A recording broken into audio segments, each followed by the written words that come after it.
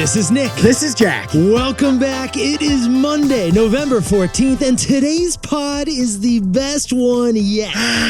The crowd's going wild. It's a T-bar. Actually, it's a Supremium pod. Today's pod is a Supremium episode. You ready for the first story? What's our first story, Jack? Now that Netflix has ads, it's time to talk about their Seinfeld strategy. It's a takeaway about nothing. For our second story, we just saw the perfect formula for understanding climate change. Here it is. The equator is the banker. And our third and final story is ButcherBox. They ship $600 million a year of meat, and more meat. The profits are fat. The strategy is lean. That should be their company slogan. Slightly marbled. But Yetis, before we hit that fantastic mix. I love this mix. I didn't know what we were going to do. I love what we're doing today. It's a great mix. Me too. But we got to go first to Hoarder's Almanac week 136. Things were running out of because of the pandemic. Jack and I have been keeping track for you. McDonald's is running out of Happy Meals right now. Specifically, the adult Happy Meals are MIA. This was noticed by Yeti Bradley down in Florida, who tried to get one and couldn't. Yeah,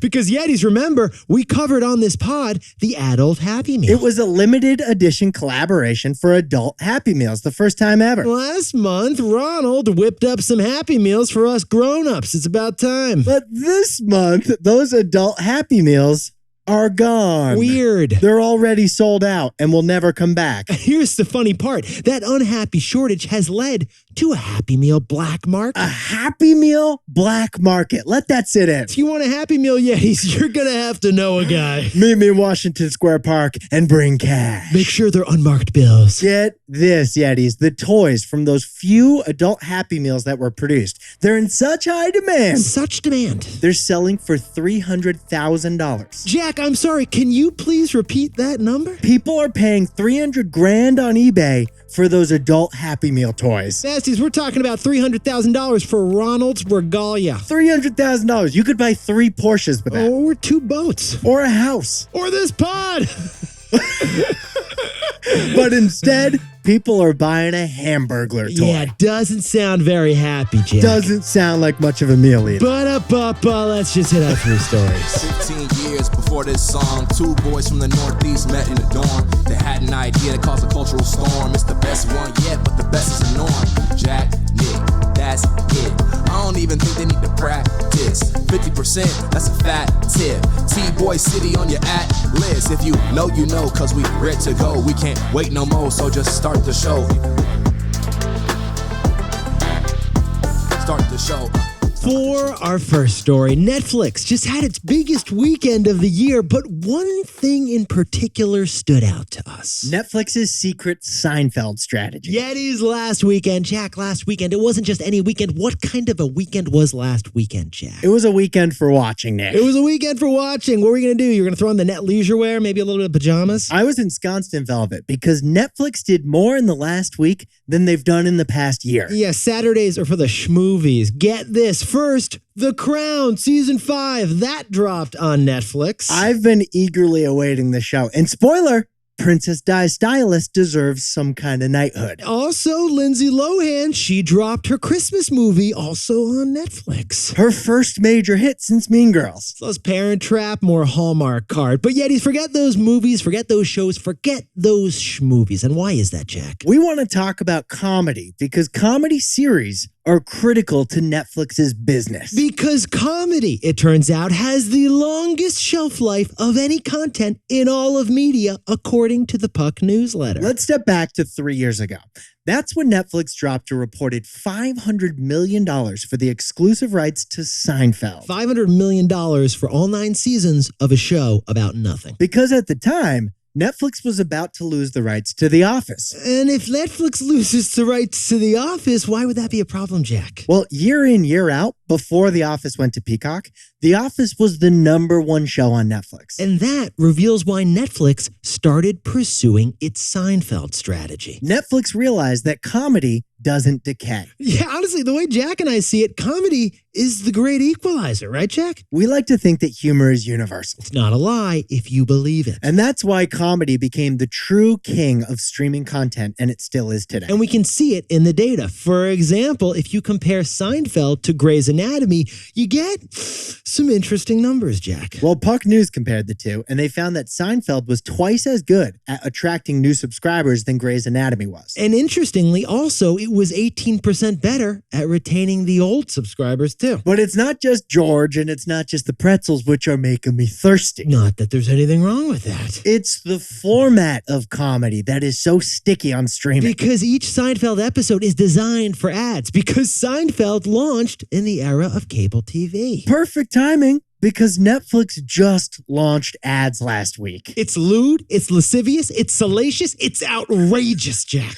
Outrageous. Yada, yada, yada. So, Jack, what's the sponge-worthy takeaway for our buddies over at Netflix? For the first time ever, binging has true value. Eddie's historically, Netflix actually didn't care if you binged. Like, binging did not boost Netflix's sales. As long as you paid $14 a month to be a subscriber, it didn't matter how much you watched. You could have watched a minute or a million shows, and it's the same money for Netflix. But if you're on Netflix's brand new ad-supported plan, then binging now has value to Netflix. Yeah, because the longer you watch, the more ads you'll see, which is the more revenue Netflix will make. And that is why 30-year-old Seinfeld is perfect for Netflix, because each episode has natural breaks in the plot for the ads. That means Netflix gets to double dip that chip with their secret Seinfeld strategy. Because old cable comedies are the go-to shows for bingers. And those old school cable comedies are perfect for ads. So for the first time ever, binging truly has value for Netflix. For our second story, the United Nations is hosting the biggest climate summit of the year, and it just gave us a new formula for climate change. Think of the equator as the planet's broker. Okay, first of all, Jack, last week, loaded. Still feeling it. Crypto had the worst week of the year. Okay, but then stock markets had their best week of the year. Powerball $2 billion jackpot went down. You had Elon this, you had Twitter that. Jack tried that new sweater. It looked fantastic. I love the way it looked, man. Meanwhile, the United Nations Secretary General said something truly shocking and captured some headlines last week. Doesn't take anything away from your sweater, but here's what he said, Jack. We are on a highway to climate hell with our foot still on the accelerator. Tell us how you really feel. You can't put that on a tote bag, Jack. Okay, so he said that at COP27. Brutal acronym, good cause. COP27, the annual United Nations summit to stop the world from melting beneath us. COP27. 27th time's a charm. Well, given the urgency in that aggressive quote, America sent its elder statesman and Captain Planet, John Kerry, to the event. And here's the plan that John Kerry presented on behalf of the United States. All right, here it is. It's called the Energy Transition Accelerator. That thing is a financial plan to create a global market for carbon credits. Okay, so here's how this would go down. Jack, let's use Pepsi as the example here. Let's say Pepsi wants to get involved in this Energy Transition Accelerator to save the world. All right, so Pepsi's issue is that they're pumping out a bunch of plastic bottles, which are made by refining oil. Well, Pepsi wants to go carbon neutral. It wants to be like a good soda company, but it can't cut the bottles and still stay in business. I mean, Pepsi has to make bottles. So with this plan, Pepsi would buy carbon credits to offset their carbon footprint from those bottles. Which means paying money because it's using so much plastic. And the money that Pepsi paid for those credits, that would go to developing economies to build clean energy projects like wind turbines. Ipso facto, that is the transition of energy in the Energy Transition Accelerator. It's a simplified plan we just described, not a perfect plan. No, it's not. But it has some big backing. Microsoft, Bank of America, Pepsi, Jeff Bezos' Earth Fund, they're into it. She's into it. Exactly. So, Jack, what's the takeaway for our buddies over in the entire world? Here's a new way to think about climate change. Northern debt, Southern credit. Okay, besties, north of the equator, that's where the most developed, wealthy economies happen to be. But centuries of humming factories up north is responsible for almost all the carbon in the atmosphere. All right, on the other hand, Jack, south of the equator, that's where we get the less developed, less wealthy economies of the world. They're not nearly as industrialized as the north, so they've contributed less to climate change. Which means, Yetis, we have a new way to think about climate change as a financial formula. The global north has most of the money, but also most of the carbon debt. While the South doesn't have the money, but it has the carbon credit. Credit, debit, like two sides of any financial deal, we have a clear split in the world. And right in the middle, you got the equator, which is like brokering the whole thing. If a global climate deal goes down, it's probably going to require northern debt and southern credit. The financial framework for handling climate change. Now, a word about our sponsor, Robinhood. A lot of Yetis don't realize how much prep work goes into this pod. We spend hours every morning jumping in T-Boy style to earnings reports, CEO tweets, breaking news headlines. Yeah, Jack and I are toggling tabs like you toggled IM convos in 2004. Having 8 tabs open can be stressful. You don't need that, especially when investing. Robinhood offers it all in one app. Whether you want to trade options, ETFs, or stocks through Robinhood Financial, Or you want to buy some Bitcoin on Robinhood Crypto. you can do it all on the Robinhood app. If you're not investing in Robinhood yet, to get started, go to Robinhood.com/Tboy and choose your free stock. That's Robinhood.com/TBOY. Limitations apply. Robinhood Financial LLC, member SIPC. All investments involve risk. By the way, this podcast is not owned or part of Robinhood, and we are not employees of Robinhood. For our third and final story before we kill Independent George, we just learned that ButcherBox ships $600 million a year of meat to your door. The margins are fatty, but the business model is lean. Oh, Yetis, when Jack and I jump in T-Boy style, honestly, sometimes we start with a company's mission. And this company's mission, make high-quality meat more accessible to all. Yeah, which sounds like a shirt our buddy Timmy used to wear to the gym, right, Jack? It does sound like your weightlifting shirt senior year. Well, it actually happens to be the mission statement of ButcherBox, a Boston-based subscription meat startup. Mike Salguero founded ButcherBox in 2015 because and this guy, he's got a passion for humane meat. he wanted humanely raised meat. Basically, he wants to take a free-range farmer's market meat and scale this thing nationwide. We're not talking about like a Tucson T-bone, Jack, right? No, we're not. ButcherBox takes the Casper direct-to-consumer business model, but he swapped out the mattress for a couple of pounds of meat. Basically, he took out the twin bed, replaced it with a tenderloin. Both products come in a box. Gabagool. But Jack, can we talk about the numbers on this company, please? ButcherBox is shipping $600 million a year of meat to its customers. We repeat, that is over $500 million of free-range ribeyes. Now, funny thing, sometimes a meat company isn't a meat company. Yeah, here's what Jack and I found fascinating. Like, Airbnb, they don't own any rooms. Uber, they don't actually own any taxis. ButcherBox sells meat, but they don't own any meat. But exactly. ButcherBox doesn't raise livestock. It doesn't process any meat, in fact. So ButcherBox isn't a meat company at all. No, it's not. What is ButcherBox, Jack? Really? It's a dry ice company. ButcherBox is really a dry ice company from what we discovered. The founder, Mike, he told TechCrunch in an interview recently that without lots and lots of dry ice, this business can't operate. Yeah, so the biggest investment by ButcherBox isn't in farming and isn't in Bess the cow. It's in dry ice factories. This company built 2 dry ice factories because without the ice, you can't ship boxes of meat. No dry ice. Can't preserve that porterhouse, can you, Jack? No, you can't. Well, you could, Yeah, you could. but it'd be disgusting when it gets to your door. It would really be salmonella box. So, Jack, what's the takeaway for our buddies over at ButcherBox? A lean startup can still become a huge startup. All right, Yetis, this pod, it runs lean. Like it's Jack, Nick, that's it.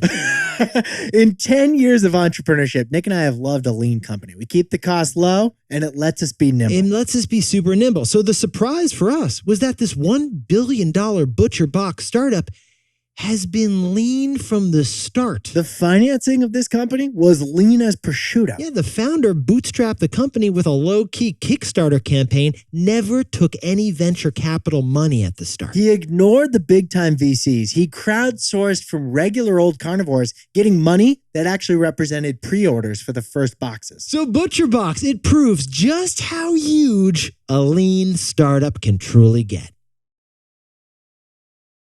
Jack, can you whip up the takeaways to kick off the week? Netflix's secret Seinfeld strategy is all about comedy and commercials. And for the first time ever, binging has value. Serenity now. For our second story, COP27 is focused on Northern money funding Southern clean energy. Here's the new framework for climate change. Northern debt, Southern credit. And our third and final story is ButcherBox. They now do $600 million a year in sales thanks to those dry ice factories. It is wild how huge a lean startup can truly become. Now, time for the best fact yet, built on a story from last week from Nikita Triparana in lovely Princeton, New Jersey. Push and play. Here we go.